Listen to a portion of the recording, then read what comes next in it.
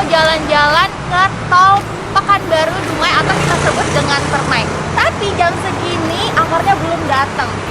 Mana ya? Nah, itu dia. Halo, Fer. Gimana kabarnya? Baik.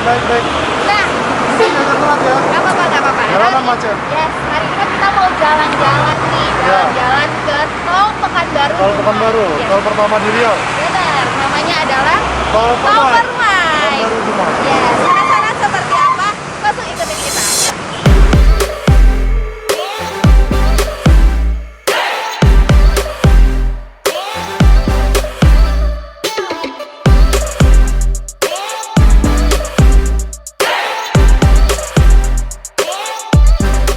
Nah, sahabat jalan-jalan, sekarang kita sudah berada di Dinas Perhubungan Provinsi Riau. Riau. Yang mana hari ini jalan-jalan keren kita akan bareng teman-teman dari Dinas Perhubungan Riau. Ya, sekali cuma itu, tapi juga kita bareng pengelola tol Pekanbaru Iya, Dumai. PT Utama Karya dan juga dari Polda Riau yaitu Dirlantas Polisi Jalan Raya. Yes. Gimana jalan-jalan kita hari ini? Saksikan terus di Jalan-Jalan Keren.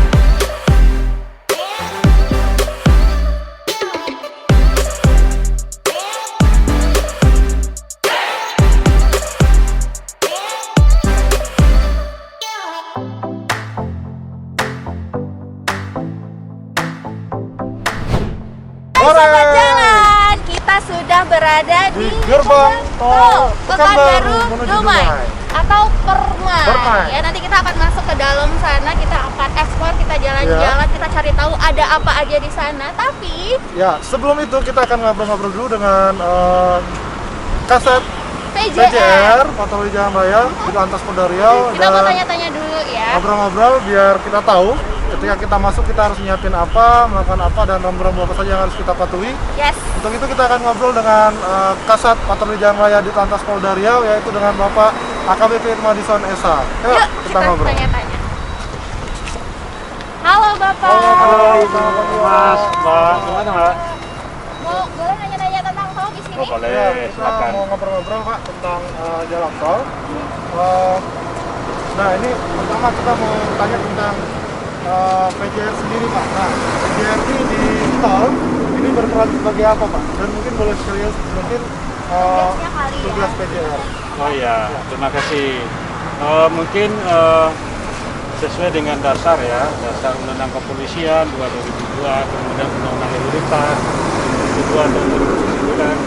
Ya, Polantas itu sebagai etalase tampilan Polri dalam pelayanan, keamanan, ketertiban, kelancaran dalam berlalu lintas. Salah satunya adalah satuan PJR. Nah, Biar lancar ya kita masuk ke dalam tol. iya Mbak, jadi khususnya untuk di tol, nah, ini kan jalannya bebas hambatan, sehingga potensi untuk gangguan keamanan, ketertiban, kelancaran itu tinggi.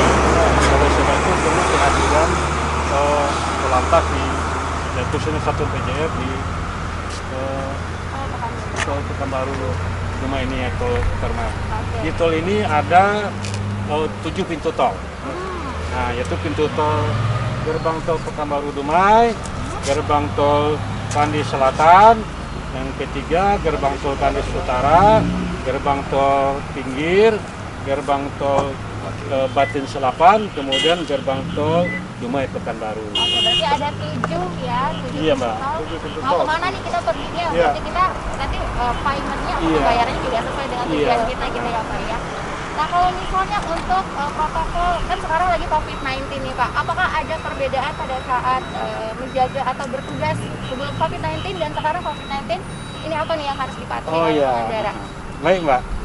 Di masa pandemi ini itu sudah ada program pemerintah himbauan tentang protokol kesehatan.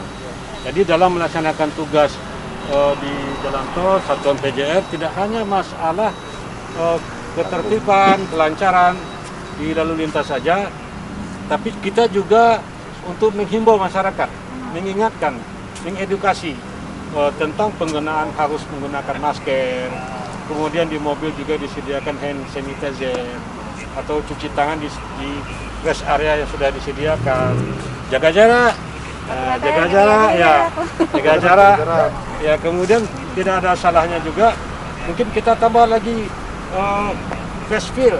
Oh oke, biar lebih aman gitu Iya, biar ya. lebih aman. Kemudian juga kita buat mengukur suhu tubuh, tidak ada salahnya juga. Oh, Mobil kita ukur suhu tubuh gitu. lebih safety lagi ya. Iya betul lah. Oke. Ya Pak, jadi jalan tol kita sudah diresmikan sejak 25 September kemarin Pak oleh Bapak Presiden. Nah, sampai sekarang ini kan masih sebenarnya dicoba kan ya? Dicoba untuk masyarakat menggunakan sampai sudah sudah ada penindakan belum Pak dari PJR terhadap masyarakat yang menggunakan jalan tol ini Pak? Oh ya, terima kasih Mas. Sama Mas untuk tol ini dengan jalan lain, jalan nasional. Pada umumnya untuk penindakannya sama. Jika ada pelanggaran, ya, apalagi yang kasat mata Mbak ya, kita lakukan penindakan. Misalnya melebihi batas kecepatan, ya kan batas kecepatan kita lakukan penindakan 1-2 hari pertama. Walaupun sebelumnya tol ini kan sudah sempat 2 kali dibuka untuk umum nih, sudah ada sosialisasi sebenarnya. Tapi kita masih ada langkah-langkah persuasif 1 hari 2 hari pertama untuk melakukan peneguran. Nah begitu sudah manakala kita lihat potensi pelanggaran ini tinggi, kita lakukan penindakan dengan tilang. Ya, kemudian begitu juga untuk yang tidak melengkapi surat-surat kendaraan seperti SIM, STNK, mati misalnya, kayak itu kita lakukan penindakan. Sejauh ini sudah ada sekitar 10 ya tilang ya. Udah ada Tilang. 10. Ya, termasuk. Kemudian begitu juga untuk itu khusus untuk mobil pribadi Mbak ya, Mas. Untuk mobil umum, mobil angkutan ya, truk-truk kita juga melakukan peneguran terhadap yang melebihi yang kita kenal dengan odol, over dimensi dan overload. Karena jalan bebas hambatan jalan tol ini juga ada batasan kekuatannya Mbak. Jadi manakala kalau melebihi maka akan berpotensi cepat rusak. Ya, karena ini Harus juga sama-sama menjaga. sama-sama menjaga betul ya. Nah terakhir nih Pak, ini kan bisa dikatakan adalah tol pertama di di Riau. Nah mungkin masyarakat Riau juga masih belum tahu nih apa aja yang harus dipersiapkan ketika masuk ke dalam tol. Kira-kira ketika kita mau masuk tol apa aja nih yang harus kita persiapkan Pak? Baik, sebenarnya kita bersyukur Mbak ya, khusus untuk masyarakat Riau, Pekanbaru khususnya, kita bersyukur dengan adanya jalan tol ini, di mana sudah mempersingkat waktu tempuh ya, jarak waktu tempuh ke Dumai itu kita bisa 1,5 jam. Ya, itu Tadinya 6-8 jam gitu. betul lah. Ya kita perlu bersyukur. Oleh sebab itu kita barengi juga dengan kesadaran masyarakat bahwa setiap masuk tol ini harus mempersiapkan dan mematuhi ketentuan sama dengan tol-tol di daerah lain. Mungkin pertama kita harus mempersiapkan kendaraan dulu. Harus ada kendaraan ya? Iya. Oh jalan kaki nih. Ya dicek itu kendaraannya bagaimana kondisinya, layak jalan apa tidak, anginnya bagaimana, tekanan udara, ban bagaimana. kondisi ban bagaimana, ya kan? Apa kalau bannya udah tipis, itu rawan Mbak untuk jalan tol karena base-nya itu berbeda dengan jalan nasional. Aspal ini dasarnya dari beton ya. Jadi dia tinggi panas ya. Nah, jadi kalau bannya tipis, jadi cepat Mbak Mas untuk bocor, itu pecah ban. Nah, oleh itu rem. Kemudian jangan lupa safety belt. Nah, itu untuk kendaraan. Kemudian untuk pengendara di ruas jalannya, tolong dipatuhi rambu-rambu batas kecepatan. Berhenti di rest area yang sudah ditentukan. Jika kita merasa capek, lelah, udah ada 4 rest area disediakan di sini. Pertama di kilometer 45 sebelah kiri, kemudian di kilometer 65 sebelah kiri, di kilometer 82 kiri kanan ruas tol. Ini cukup representatif kalau kita untuk Aman ya. istirahat. Ngantuk, istirahat. Kalau lapar ada tempat makannya di situ ya Pak ya? Iya Mbak. Bisa makan dulu di belakang parkir. Betul. Oke, itu terima kasih Pak atas waktunya Baik, untuk obrolan baik. kita. Mudah-mudahan Nah, ini bisa menjadi informasi untuk masyarakat Riau Baik, yang akan baik. menggunakan fasilitas tol pertama di Riau ini. Sekarang. Amin. Sekali lagi terima kasih Pak. Baik. Kami akan lanjutkan perjalanan untuk Baik, mengekspor baik. jalan tol Ya. Pekanbaru Dumai. Mungkin untuk ke dalam nanti masih didamping oleh Kanit Tol Pak Siap. AKP Juli. Oke, Terima kasih, Pak. terima kasih. Iya Mbak.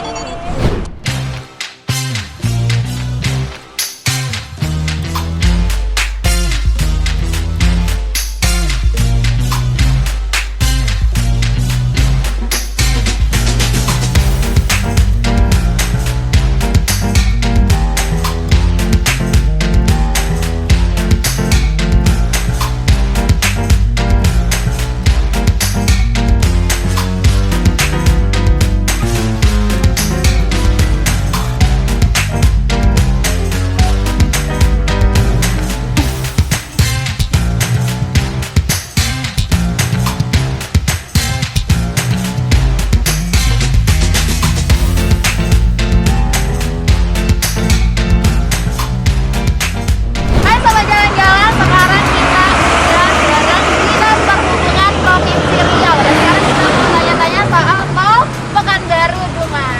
Ya, sobat jalan-jalan, kita akan ngobrol sebentar dengan Bapak Irwan Syah selaku Kepala Bidang Angkutan Jalan Dinas Perhubungan Provinsi Riau. Benar. Ya Pak, jadi kita mau tanya-tanya terkait apa sih peran Dinas Perhubungan terkait jalan tol ini Pak? Karena kan jalan tol ini masih baru nih Masih untuk baru masyarakat Riau. banget. Baik, terima kasih. Saya di sini bersama Pak Kapten Buhari juga kita bawa Kepala Bidang Lalu Lintas Jalan. Kita subdit pengawasan dan pengendalian operasi jalan Dinas Perhubungan Provinsi Riau. Jadi Dinas Perhubungan Provinsi Riau itu dia ada peran itu terkait masalah pertama perizinan terhadap angkutan jalan, juga kelayakan kendaraan. Itu nanti memang di kabupaten kota tuh untuk pengisian kendaraan.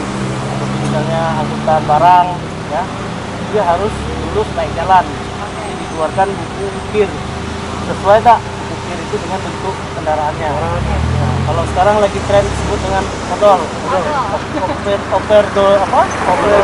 dimensi overloading. Nah, bentuknya tidak sesuai dengan dimensinya. Misalnya ketentuannya dimensinya bolehnya 12 meter panjang, tapi kadang-kadang di bengkel karoseri dimodifikasi bisa menjadi 14 meter. Nah, itu kategorinya odol. Nah, jadi itu salah satu perannya. Dan ada lagi peran penting lagi dari Dinas Perhubungan ini terkait masalah keselamatan. Nah, ada keselamatan lalu lintas itu harus menjadi perhatian kita bersama, terutama kami Dinas Perhubungan, bagaimana mengedukasi masyarakat terkait pemahaman dan kesadaran masyarakat tentang pentingnya kesadaran menjaga keselamatan berlalu lintas. Kalau tidak ada kesadaran, nah kita bisa lihat banyak kejadian kecelakaan lalu lintas yang terjadi, yang angkanya terus meningkat. Nah, apalagi sekarang masyarakat Riau mendapatkan anugerah diberikan fasilitas jalan tol. Nah, ini yang harus kita sikapi bersama-sama, bahwa berkendara di jalan tol dengan di jalan umum biasa itu ada perbedaan. Karena yang disebut tol itu kan jalan bebas hambatan. Ya. Oke, related dengan supaya perjalanan yang lancar dan juga supaya selamat, apa aja nih Pak yang harus dipersiapkan ketika masuk ke dalam tol ini Pak? Baik. Jadi sebetulnya tidak hanya ketika masuk jalan tol saja. Kalau kita baca di dalam Undang-Undang Lalu Lintas Jalan Undang-Undang 22 tahun 2009, setiap pengendara itu sebelum dia melakukan perjalanan, dia harus melakukan persiapan. Pertama, kesiapan pada diri pribadinya. Dia dalam kondisi fit atau tidak, dalam kondisi sehat atau tidak. Terus yang kedua, perencanaan. Seorang pengendara, dia harus punya perencanaan. Misalnya dia mau pergi kemana dan apa saja yang harus dibawa. Dan tahu tujuannya. Harus tahu tujuannya. Jadi kalau kita kan tidak bangun tidur itu langsung naik motor gas. Coba-coba tol gitu kan. Mau coba-coba tol, apalagi sekarang dapat fasilitas free karena Benar, tarif yang free. ditetapkan. Coba-coba. Langsung masuk mobil, jalan. Ternyata di tengah jalan mobil mogok. Mogok, Nah, benar. akibat air radiator nggak diisi, oli nggak dicek. Bannya nggak dicek. Dia menimbulkan permasalahan. Akhirnya gara-gara kita masuk tol tidak mengecek kendaraan, tolnya tidak bebas hambatan lagi, terhambat gara-gara kita. Jadi kesiapan ya. ini harus diperhatikan. Baik, jadi Pak, mau terakhir pertanyaan kita untuk di sesi ini, kira-kira apa pesan-pesan Pak Indrawan untuk masyarakat Riau yang akan menggunakan jalan tol ini? Baik, jadi kami dari Dinas Perhubungan menghimbau kepada masyarakat Riau, pertama untuk memahami kembali tentang tata cara berlalu lintas. Bagaimana cara pemahamannya? Kalau sekarang tidak usah, kita bisa share di Google. Apa saja di share sini di Google, apa saja kewajiban seorang pengendara dan apa saja yang harus diperhatikan dalam berkendara. Jadi hal contoh sederhana saja. Di jalan tol ini kan jalur bebas hambatan. Kendaraan di sini minimal 60 km per jam dan maksimal 80 km per jam. Kalau memang kendaraan kita itu kecepatan tidak mencapai 60, ya kita jangan lewat sini, berarti bukan jalur untuk kita. Nah, seperti kendaraan-kendaraan berat kan. Nah, sebetulnya kendaraan-kendaraan itu memang tidak diperbolehkan di jalan raya. Nah, jadi inilah yang harus kita lakukan. Terus juga kita harus memperhatikan pengendara yang lain, etika dalam berkendara. Kalau memang kita tidak perlu cepat, artinya dengan kecepatan yang terbatas, misalnya 60 km per jam, kita bertahan saja. Mungkin ada orang lain dia perlu 80 km per jam, jangan kita tidak memberikan jalan. Nah, inilah etika berkendaraan seperti ini juga harus kita perhatikan. Sip, udah lengkap ya. Untuk sesi ini kita cukup dulu, nanti kita langsung lagi dengan Pak Indrawan. Oke, terima kasih.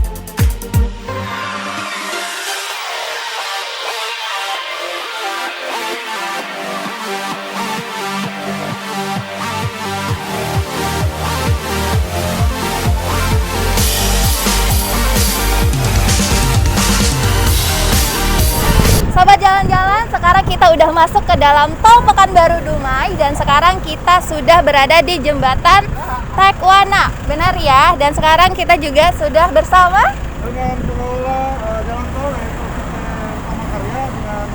selanjutnya ada Pak Indra, dan kita akan ngobrol dengan Pak Indra terkait yang berada di Jembatan Tekuana ini. Yes, ada apa nih Pak di Jembatan Tekuana ini Pak? Jadi terima kasih. Nah, Jembatan Tekuana ini pada posisi kilometer 12 ya, di jalur Ambon. Di sini ada penangkaran gajah.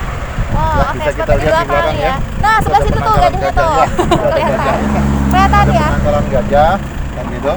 Tetapi gitu, karena ini adalah jalan bebas hambatan, Yes.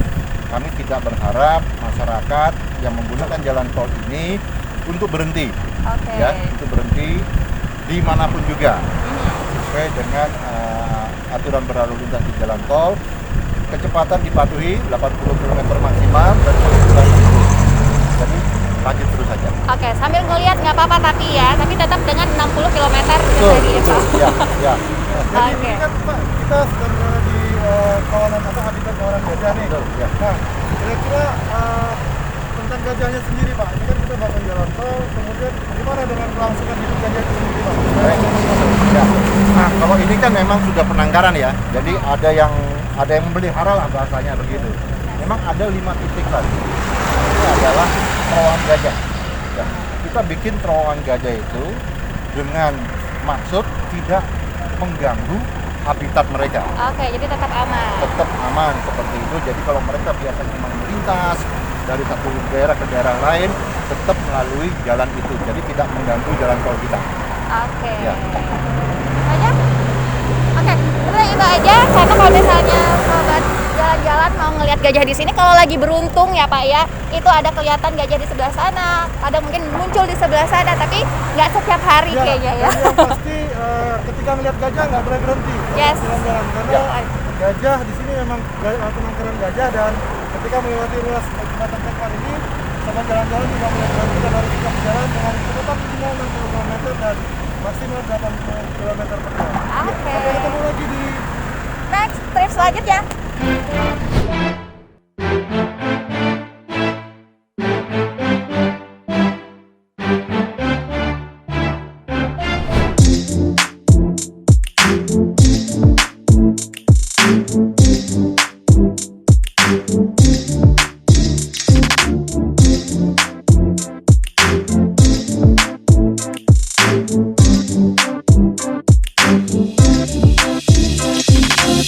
Sobat jalan-jalan, sekarang kita sudah berada di rest area pertama, rest area 45. Untuk lebih jelasnya kita akan ngobrol lagi dengan Pak Indra. Pak Indra, di depan kita ada dua Indra, Dua Pak Indra. Wansa dan Pak Indra Yana. Kita akan ngobrol-ngobrol terkait rest area ini. Benar, apa aja nih Pak fasilitas yang ada di rest area 45 ini Pak? Baik, terima kasih. Jadi mungkin saya sampaikan dulu, kita ada mempersiapkan 4 titik rest area. Ya, di jalur Ambon adalah Pekanbaru Dumai ada 2 titik. Terus dari Dumai ke Pekanbaru kita ada 2 titik juga. Kebetulan pada saat ini kita berada di kilometer 45 Ambon, kan ya. Jadi fasilitas yang kita siapkan di sini, yang pertama adalah kita siapkan toilet. Ada Ya, toilet. Ada musolanya, ya ada musola, dan ada UMKM. Oke. Ya, yang keempat adalah ada pom bensin yang ada posisi sebelah sana. Nanti akan dilengkapi dengan bengkel dan ada ATM berjalan. Oke. Ya, itu Dan yang ada. UMKM tadi aku lihat juga ada supermarketnya juga ya Pak ya? Ya, di sini juga ada Oh, supermarket, jadi, ya. betul. Jadi Ya. lengkap banget untuk sahabat jalan-jalan yang pengen istirahat di sini, pengen buang air atau pengen jajan, pengen makan, di sini sudah ada. Salah satunya adalah ini UMKM binaan Bank BRI, yaitu ikan asin. Jadi lapar ya. Ya, jadi sobat jalan-jalan, di sini juga kita ada lihat UMKM yang binaan-binaan dari bank dan juga beberapa perusahaan. Nah, ini juga menarik karena sepertinya ini juga menghidupkan UMKM atau usaha menengah untuk di kalangan masyarakat. Nah, ini gimana Pak Indra? Kenapa ada UMKM di rest area ini? Kayaknya konsep baru deh untuk di jalan tol seperti ini. Jadi sesuai dengan permintaan atau arahan dari Pak Presiden kita, Bapak Jokowi, dan dari Bapak Gubernur, kan gitu. Jadi kita ingin memberikan ruang kepada UMKM kita yang ada di seputaran ya Riau khususnya seperti itu. Jadi yang nanti akan ada di sini semua adalah UMKM binaan, baik itu dari Pemprov, dari Dekranas, maupun dari masyarakat seputar di sini. Begitu juga dari BUMN. Seperti kita lihat ini kan BUMN dari bank ya. Ya. Nah kalau untuk ini sendiri Pak, jarak kita dari rest area pertama ini dan rest area kedua itu berapa kilo Pak? Lebih kurang 40 kilo kita buat 40 sekarang kilo. ya. Jadi Nanti per jarak per rest area 40 itu kilo per dulu. 40 Ya, kilo. ya. Nanti semuanya begitu sudah akan settle, ya kita akan bangun ada 10 titik. Oh, 10 mau titik nambah rest lagi. area. Ya, ini adalah masih sementara, nanti permanennya ada 10. Ada 10. Ada 10 titik. Ya, per 20 km. Per 20 km. Ya. Tapi untuk saat ini kita per 40 km rest Ya, area-nya, pada saat Pak. ini kita masih yang sementara, Siap. ya itu per 40 km. Nah, yang 10 ini kapan kira-kira akan terrealisasi nih Pak? Kita akan mulai membangunnya di akhir tahun ini. Oke. Ya. Oke, itu aja. Ya, jadi sobat jalan-jalan itu tadi informasi dari Pak Indrayana selaku pengelola Jalan Tol Pekanbaru Dumai. Mudah-mudahan ini bisa menjadi informasi untuk masyarakat. Ada 2 rest area untuk dari Pekanbaru Dumai dan 2 rest area dari Dumai ke Dumai ke Pekanbaru. Pekanbaru. Sampai ketemu lagi di sesi selanjutnya.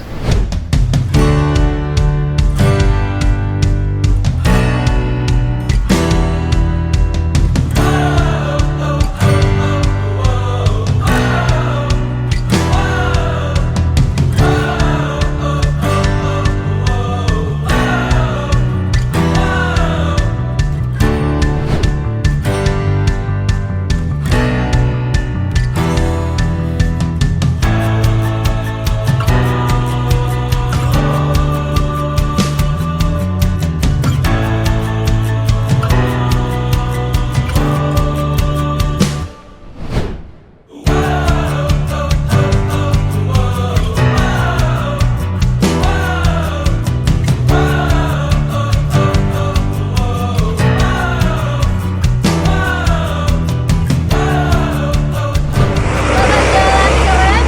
Tadi kita udah melewati tol Pekanbaru Dumai. Nah, untuk jarak tempuhnya itu sekitar 1 jam 40 menit.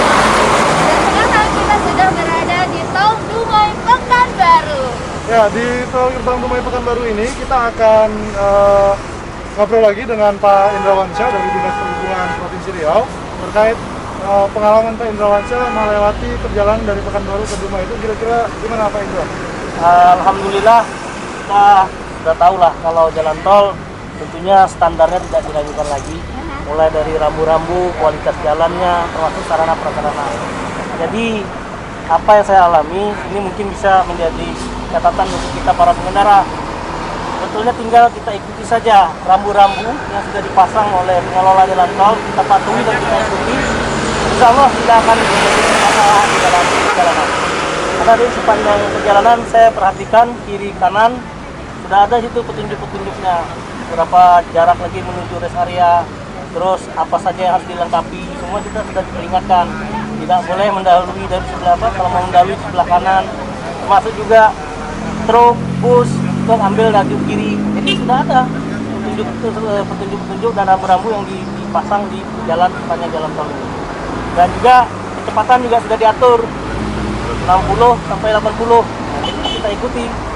Kalau kita sampai di tol dari Pekanbaru sampai di gerbang Dumai ini 1 jam 5 menit, berarti kita sudah mengikuti arahan sesuai rambu.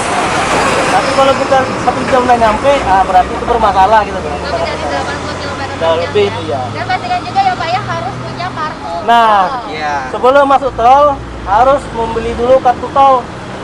Banyak fasilitas yang bisa digunakan seperti kartu ATM dengan kartu e-tol juga bisa diambil di gerai-gerai yang ada. Karena sering terjadi kemacetan ini terjadi karena pengendara masuk ke dalam dia tidak mempunyai kartu tol. Nah, jadi itulah jadi menumpukan kendaraan.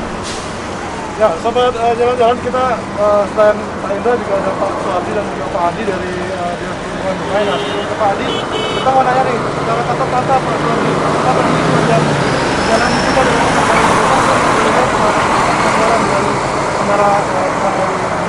Terima kasih. Seperti kasat mata masih kita jumpai pelanggaran yang cukup kontrol itu masih ada. Namun kedepannya kita akan bekerjasama dengan Dirlantas, dengan HKI juga. Apakah kita mengadakan datum, tapi sebelum kita mengadakan datum, kita akan sosialisasikan dulu ke pengendara-pengendara odol. Artinya masih ada ditemukan pelanggaran Pak ya? Masih Odol-odol ya, ada. odol ya. Dan ini ke depan akan ditindaklanjuti. Insya Allah kita akan ditindaklanjuti dengan waktu. Nah, yang sekarang kita bareng Bapak Adi juga dari Dumai ya Pak ya. Nah, mau nanya-nanya dong, semenjak di Dumainya kalau Dumai dengan berlakukan dari Dumai, ada nggak dampak dari Dumainya sendiri terhadap openingnya ini Pak? Baik, terima kasih. Kalau dampak dari adanya tol Pekanbaru Dumai setelah beroperasi sangat signifikan pertumbuhan ekonomi di Kota Dumai. Adanya pengunjung yang dari Pekanbaru tujuan ke Dumai, kami dari pihak Kota Dumai mungkin sudah membuat kesiapan dalam mengamankan, artinya membuat kelancaran arus lalu lintas, dan juga kami sudah menggunakan siapa dinas pariwisata di dalam menampung kedatangan dari pihak dari Pekanbaru, kedatangan dari pihak luar, baik itu rumah makan, hotel, dan lainnya tempat hiburan. Kami sudah membuat wacana bagaimana ke depannya dalam menghadapi lonjakan-lonjakan di dalam sejak ada di Pekanbaru. Dan tidak lagi juga, sekarang kami juga sudah membuat di kantor, sudah juga membuat juga wacana agar sebentar lagi di tol sini kendaraan hodol tidak dibenarkan dalam masuk di tol. Berarti untuk sekarang rumah makan dan juga hotel ya Iya. sudah dipersiapkan untuk menampung wisatawan. Termasuk tempat dari hiburan, Pekanbaru. ya, pantai dan lainnya. Kalau untuk kedepannya apakah ada lagi rencana untuk pariwisata yang lain Pak? Ada seperti kita tempat hiburan pantai lah, sepanjang Oh, pantai yang oke. ada di Kota Dumai. Yes, di Mungkin Dumai ada pantai ya. Ya ada ya Hmm.